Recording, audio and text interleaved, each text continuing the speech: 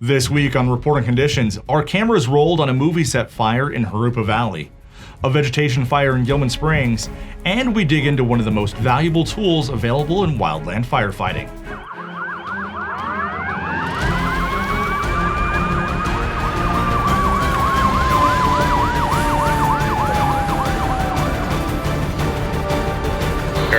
Stand by for reporting conditions. Welcome to this week's edition of CAL FIRE Riverside County Fire Department's Reporting Conditions. I'm Rob Rosine. Please be sure to like, subscribe, and click the bell to be notified when we upload new episodes and other exciting stories. Here's a recap of last week's statistics covering July 19th through July 25th, 2021. CAL FIRE Riverside County Fire Department responded to 3,509 incidents. Of these incidents, 342 were fire calls and 2,934 were medical emergencies. Let's take a look at a few incidents from the past week. On Tuesday morning, July 20th, firefighters responded to multiple reports of a commercial structure fire near the intersection of 63rd Street and Morton Avenue in Jurupa Valley. We spoke with the incident commander, Battalion Chief Josh Jansen, who provided more information. I'm Josh Jansen. I'm a battalion chief with Riverside County Fire Department in the Jurupa Valley Battalion. We were called here, multiple resources were summoned to this location for a reported commercial structure fire. The first arriving engine company reported a well-established fire in a lumber portion of a movie production set. That fire quickly extended into multiple exposures. Challenges on this incident were securing an adequate water source. That delayed water onto the fire, allowing the fire to grow rapidly into multiple commercial buildings, commercial tractor trailers, vehicles, and a whole bunch of movie production equipment. Here in the Riverside County Fire Department, we take the health and safety and the wellness of our employees very seriously. We've established a formalized rehabilitation program and protocol that brings the breathing support along with hydration and nutrition to our incident. This allows our firefighters to come out of the working harsh environment and have a set of vitals taken to make sure those vitals are within normal limits. We also provide hydration, nutrition, and cooling measures if those are needed prior to putting our firefighters back into the working environment. Early afternoon on Tuesday, July 20th, CAL FIRE Riverside County firefighters responded to reports of a wildland fire on Gilman Springs Road east of Eden Hot Spring near the Lakeview community. The first arriving battalion chief reported 3 acres of grass moving uphill. We tied in with Battalion Chief Mark League with more. Good afternoon, Mark League, Battalion Chief, CAL FIRE Riverside County Fire Department. This afternoon, firefighters responded to a reported vegetation fire on Gilman Springs, just south of Eden Hot Springs, outside the city of Moreno Valley. Firefighters arrived on scene to find about 5 acres of grass and brush burning at a moderate rate of spread. Currently, the forward progress of the fire has been stopped at about 45 acres, and firefighters will continue to work throughout the afternoon and into the evening, mopping up hot spots. On the afternoon of Wednesday, July 21st, crews responded to reports of a fire at the 32,000 block of Stoneman Street in Lakeland Village.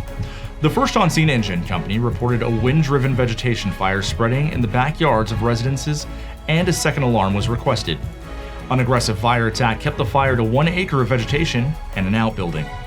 On Thursday, July 22nd, firefighters from Battalion 14 responded to a vegetation fire near the intersection of Felspar Road and 54th Street.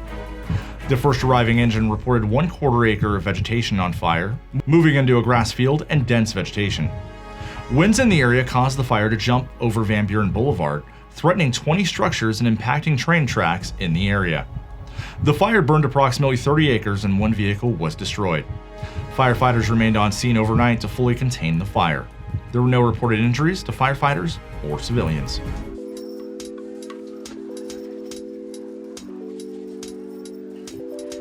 Fire season is beginning to ramp up, and it is important to be prepared in the event that wildfire impacts your community.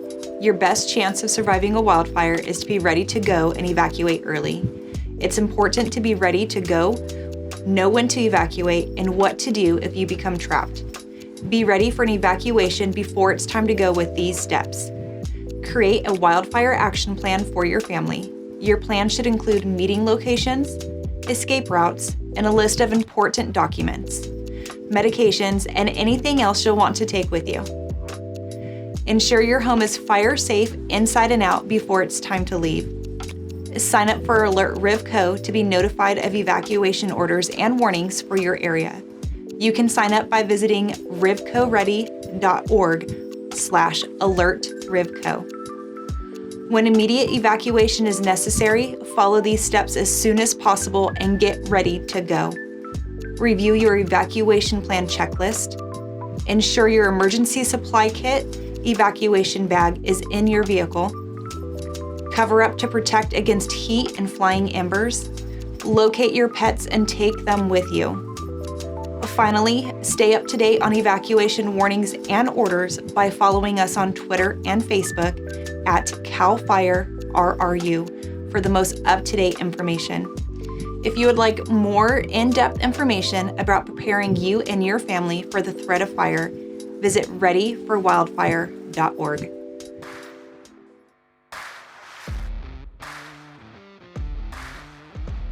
When it comes to fighting a wildland fire, one of the most important tools available is the bulldozer and heavy fire equipment operators who drive them. We recently spoke to HFEO Edward Conwell to discuss firefighting with these 25,000-pound machines. Edward Conwell, HFEO, here in Riverside, Station 20 in Beaumont. I run the bulldozer on fire lines, do fire suppression repair, truck trail maintenance during the winter time, but our primary responsibility is fire suppression throughout the season. I like being out. I like being with the guys and gals on the fire line and the camaraderie, and kind of looking for something that was like that when I got out of the military, and I couldn't really find it until I came into the suppression side with CAL FIRE. It's hot. It's extremely dusty, smoky. Depending on the severity of the fire, we could be going direct, which we're right on the we're cutting hot line, right on the fire's edge, or we could be doing contingency lines where we're, a couple miles out on another ridge, cutting a line to keep the fire hopefully in, another safety bumper before it jumps. It's long hours, especially at nighttime. It's usually just you by yourself. Occasionally you'll have somebody with you, another operator with you. But it's head on a swivel for 24 hours straight, and just we can put down a line faster than a hand crew can. We can get around obstacles a lot easier. If we get trees, stuff like that, where you would need a faller to drop a tree, we could come up and literally just push the tree over, shove it out of the way, and keep going, and then turn around once we reach the end of our line. Turn around, widen and improve on the way back. So now you got 24 feet of fire line around the fire. CAL FIRE Riverside County Fire Department would like to congratulate Division Chief Abdul Ahmad on his recent retirement. Chief Ahmad began his career in August 1990, taking great pride in his career. Chief Ahmad served in all ranks up to Division Chief with care and professionalism. Please join us in wishing Chief Ahmad the very best in his future endeavors.